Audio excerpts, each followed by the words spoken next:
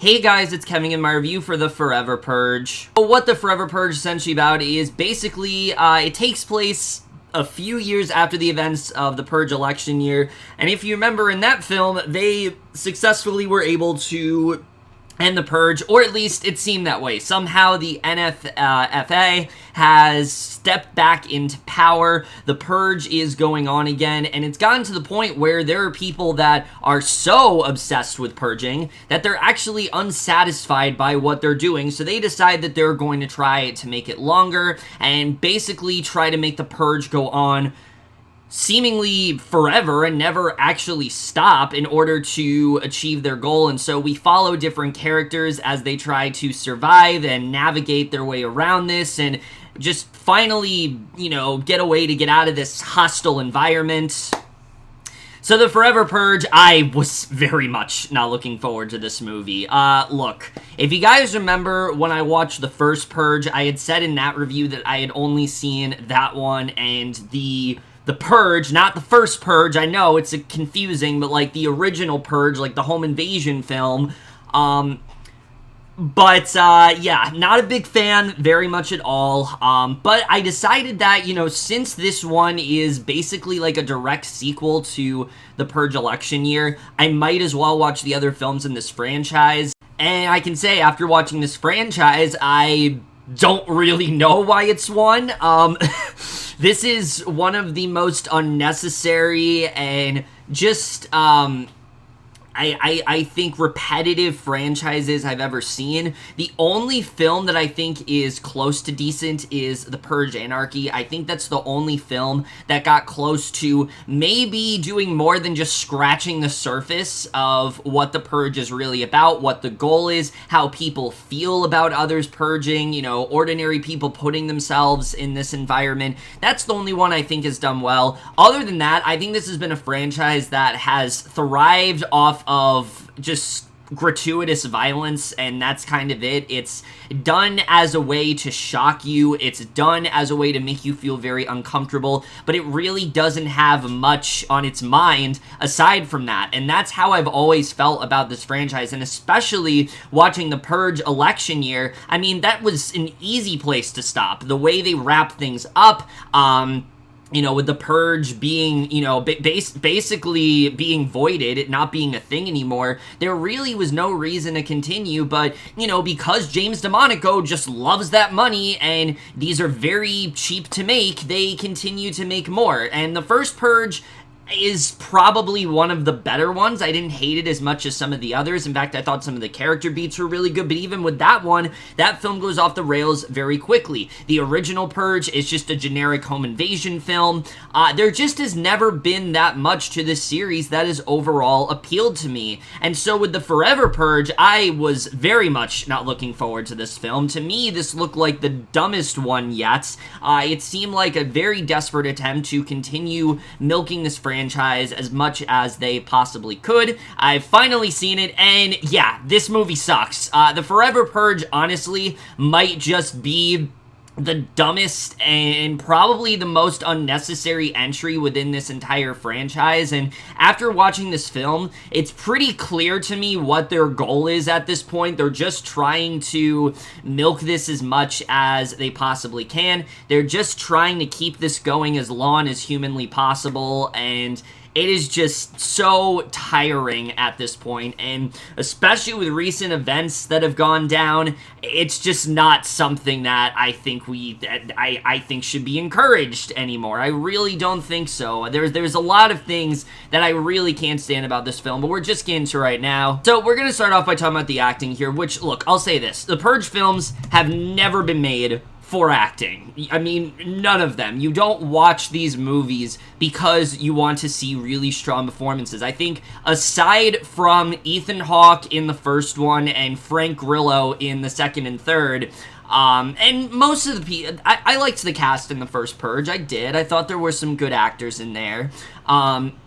These films have never struck me as films that care a lot about their actors' choices, that care a lot about the people that they cast. They just cast whoever the fuck that they can get. They wrangle up whatever sort of, set of characters they can get in this movie, and it's very much shown here. Now, I will say, Ana de la Reguera, who is basically our main character here, she's not bad in this movie. I thought she did an alright job at playing this character of Adela. She's probably the one person that was taking this somewhat seriously, and I think she overall did do a really good job with that. I did find myself liking her performance in the movie. Tenoch Huerta as well, who plays her husband Juan, he's not bad either. I enjoyed his performance in the movie, and I didn't think that he did a really bad job. And Will Patton, I mean, Will Patton's always good, and he does give a good performance in this movie for sure, but virtually everyone else in this film is either phoning it in, like, say, Cassidy Freeman or Josh Lucas are really not doing a great job here, or they are so over the top and so ridiculously cheesy that you don't even for a second buy into any of what they're selling, and that goes for all of the Purgers in this film. And I don't really know what happens here, but it feels like every single Purger just has the same, like, acting choices. You know, they have this inflection in their voices, and they're always speaking like they're in a fucking, like, cartoon or something, and like, it's so stupid, and I've never understood why they decided to portray them in this way, especially since these are supposed to be just, like, regular people, and you never for a sense buy into that. The acting here is really not that great, but it never really has, so I'm not too surprised that that wasn't a strong point of this movie. But let's get into the directing and the writing here, because that is the one thing about this film that I think people are going to go into a little bit curious about, because while the other films have all been directed by James DeMonaco, he's basically had control over everything aside from the first Purge that wasn't directed by him. This one as well is not directed by him. Everardo Gout is directing this film, but honestly, it might as well be James DeMonaco, because I don't really see a lot of differences here. The one thing I will give the Purge films, and I will continue to give this film, is that seemingly it is trying to do something different.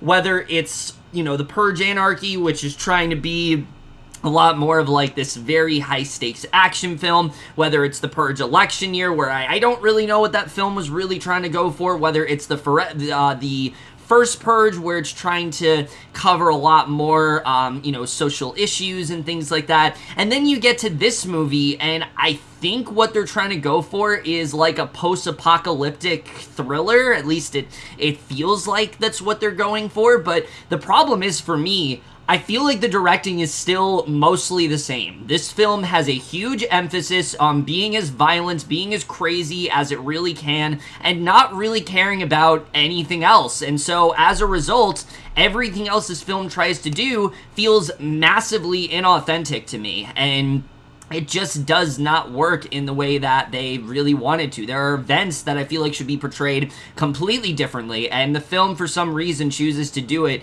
in such a at points what feels like an overly comical manner, and I just didn't feel any difference from Gout here. I feel like he just wasn't really given a chance to do anything that different. If anything, I felt like Gerard McMurray had his own sort of style in the first Purge. That movie did at points, at least for the first, like, 30 minutes, felt a little bit different from the other Purge movies, but I did not feel that from this movie really at all. I didn't really feel like they gave him a chance to really do anything different here, so I was not too impressed with the directing. But, I mean, we gotta talk about the writing. James DeMonaco is writing this film again, and you can absolutely tell, because at this point, this movie just doesn't really care much when it comes to its story. I mean, the characters that we're following in this film are absolutely nothing. Our main character of Adela, we don't jack shit about her. She's someone that's in this situation. She's trying to do what she can to survive, and that's kind of it. There's not really a lot to latch onto her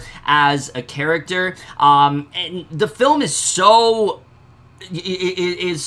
unconcerned when it comes to its characters. There's a point in this movie, there's a period of time where Adela is separated from her husband, and she brought up the fact that they were married, and I literally forgot because the film doesn't really spend a lot of time on it. It's very basic in terms of characterization, and it really always has. However, there's a lot of things this film does that I felt were generally kind of puzzling in terms of its characterization. For example, a lot of the Purgers in this movie are incredibly racist, and you can tell that this film wants to cover some very important issues, but all of those issues that it covers, it does it in such a heavy-handed and forceful manner that I felt like that was there more to overcompensate the idea that this film isn't just a bunch of ridiculous, terror and all this mayhem and things like that. It is trying to be more than that, but it never feels like it is to me because I don't really feel like the film goes an extra mile to really delve into,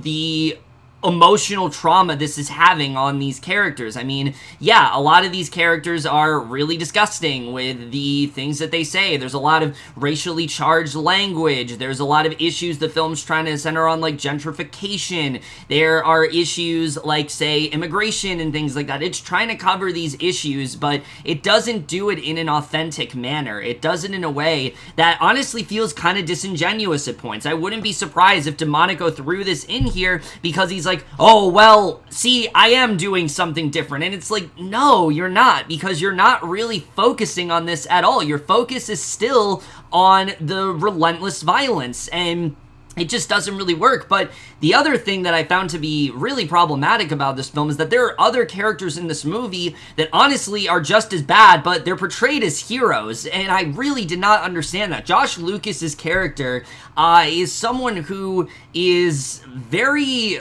he's definitely very overly aggressive towards some of these characters. There's a lot of bigotry, there's a lot of microaggressions that he displays, and I don't understand why we're supposed to get behind him, but we're not supposed to get behind all of the Purgers. I don't really understand why both of them are not in the wrong. Like, the movie doesn't act like that's the case because, oh, well, you see, Josh Lucas has a pregnant wife, and we're supposed to care about her, we're supposed to care about him because of that, and it's like, frankly, I don't give a shit, because, again, you're saying that these people are on the wrong side of things, but he's not, and I just don't really get it. I don't really get, what they're really trying to do in terms of the writing here, but it also doesn't help that a lot of this movie just doesn't really make a lot of sense. The idea that these Purgers would continue doing this again to the point where it's this extensive, to where they want this to go on forever, they're doing this in broad daylight,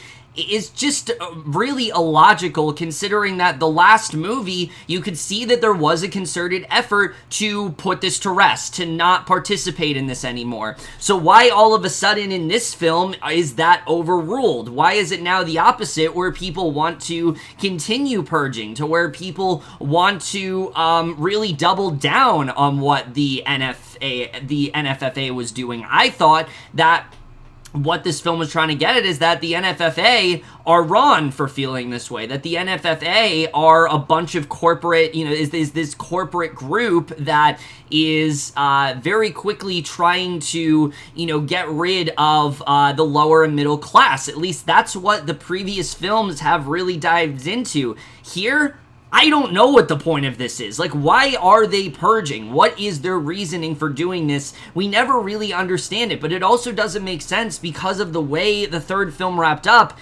They explain that the NFFA is like back in power again, and they don't really do a good job of explaining how did that happen. What happened to the senator that was elected in the Purge election year? Was she successful? Did they kill her? Did they kill her as soon as she went into office? Was she overruled by someone else? Was there someone else that she was subservient to and basically had to, forfeit her ideals? I mean, we really don't know. The film doesn't do a good job of that, and that's something I feel like all of these Purge films have done a bad job with, is that they don't really connect to the previous entry. You'll see a character pop up, or you'll hear about something that happened, but they really don't explain it all that well. So just the logic and continuity of this series just doesn't make any sense to me, and I thought they did a really bad job with that. But also, the Purgers in this movie don't feel like normal people. They honestly feel like superhumans at some points, because you're telling me that this group is able to take out all of these groups, and there are points in this movie, you've seen this in the trailer, where they're taking out, like, the military, they're taking out all of these groups, and it just is so unconvincing to me, and honestly kind of laughable that they went in this direction of them. I just didn't understand any of what they were doing in terms of the writing. So yeah, I think the writing might honestly be the worst it's ever been. I think that these characters are just bottom of the barrel in terms of likability. There's a twist with our main character that happens about, I want to say, like, an hour and a half into the film, and it's supposed to be this really big revelation that really recontextualizes her character, but I'm sitting there and I'm like, this makes no sense, because what she's been doing this entire movie does not really make sense.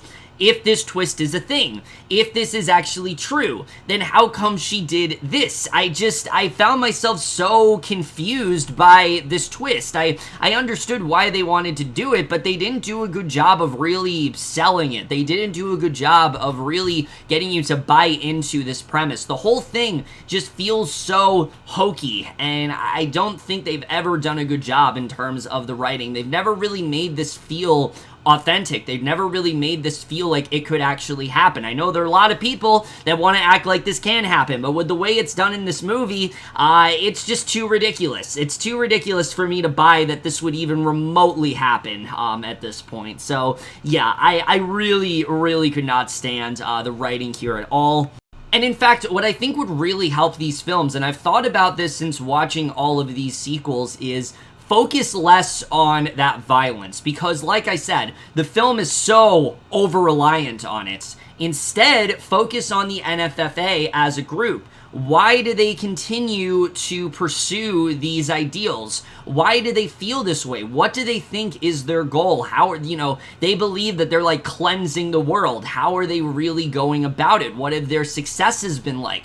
We've never really gotten to see that, and so I think that's why I've always felt so disconnected from this franchise. That's why I've never really been able to buy into any of the bullshit that this franchise is selling, because they have not really done a good job of focusing on their most crucial element, which is why would they do this? Even in the first Purge, they tried to give you a reasoning, but the reasoning was so stupid and like just not well thought out, like a lot of things in this movie. So yeah, I really can't stand the writing here at all. Let's talk about the cinematography, which, holy shit. I mean, look, I get it that these films are dirt cheap. I understand that. They want to pump as little money as possible into this franchise, but there are so many things in this movie in terms of cinematography that I was just so baffled by. I mean, there are so many choices in this movie with the way things are shot. There's one scene especially where it seems like they're trying to do like a tracking shot, but the way that it's done,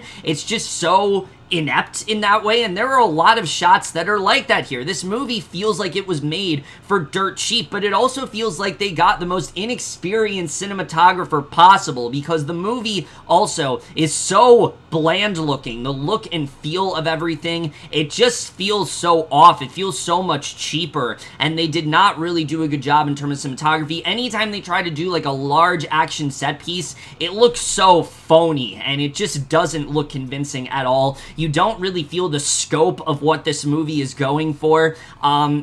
It just really doesn't work. I really could not stand the cinematography in this movie at all. There's so many action sequences as well that are so horribly filmed, and again, I think the biggest issue with this movie is that it's just constant string of violence to the point where nothing really sticks out. And what I can say about some of the other Purge movies is that there are scenes that do stick out in that film because they're a little bit more sporadic with it. They're really not in this movie. It's just constant violence happening over and over again, and it just gets so tiring. So the cinematography did not really stick out to me here at all. The score has never really been that great by the Newton brothers. It's never really stuck out to me that much. And the editing, I think this film is horribly paced. I mean, the way that it's done, you get maybe, I want to say, like 30 minutes when it's the actual Purge, and then you get like 10 minutes to really process everything, and then, oh, we're suddenly thrown back into the Purge, and it's just very poorly paced. But also the way that they go about some of these characters, and even the way they cut from certain scenes, it's just so choppily edited in that way, and it doesn't even feel like they cared. Like, James DeMonaco looked at this and was like, all right, that's fine, because he doesn't really care about the actual craft of these movies. He doesn't really care about the actual, you know, if these movies are watchable or not. He just wants to make something because he wants to milk this franchise. He says that he has more of a goal for doing it, but that's never been the case. James DeMonaco and Jason Blum, they've only made this to further milk the franchise. They've only made this so the movie will make more money, and that's kind of all they've cared about. And that's why The Forever Purge for me is just such a lazy sequel in that way. I do think there are ways where where these films can work. I've always seen potential in this concept, but they have just never utilized it in the proper way, and The Forever Purge really starts to underscore that more. This is a film that it is saying it wants to dive into these deeper issues, but it never really tackles them head on, and as a result, it feels more pandering than anything. There are action sequences that are clearly supposed to be something really threatening, something really horrifying, but the way that it's constructed just feels so cheap. Characters are acting like cartoon characters at this point. A lot of one-note characters throughout this movie. The performances are fine for what they are, but most of them don't really stick out, and the ones that are really bad really do weigh this movie down. A over-reliance on violence. There's so many things that really do make up how much I hate this film, but also just how much I can't stand this franchise overall, and this one might just be the worst yet. And I have to say, at this point, it has no end in sight. It really does. I mean, you don't watch this movie and you feel like, all right, this is the last one. No, I feel like there's so many more to come, and I don't even know what else they can do at this point. I don't understand why they continue to pump these movies out other than just consistently make money. I feel like there needs to be more of a goal than that, because even people who have liked these Purge films, I feel like are starting to get tired of it. I feel like are starting to get over the bullshit, are starting to see through just how lazily handled a lot of these films are, and especially as they get cheaper and cheaper as they go on in terms of a production standpoint, it just continues to get worse from here, and The Forever Purge may just be the worst one yet, and I'm absolutely going to give it a D. Oh my god, I mean, I don't understand why they continue to make these movies. I never have. I've never gotten the appeal for this franchise. I've always seen potential in the concept, like I said, but I've never really felt that they've utilized it in the proper way overall. But other than that, guys, in my review of The Forever Purge, the most guys saw this movie all, left your thoughts on it. We'll see you guys in my next video, and I will see you guys for that. Okay, bye.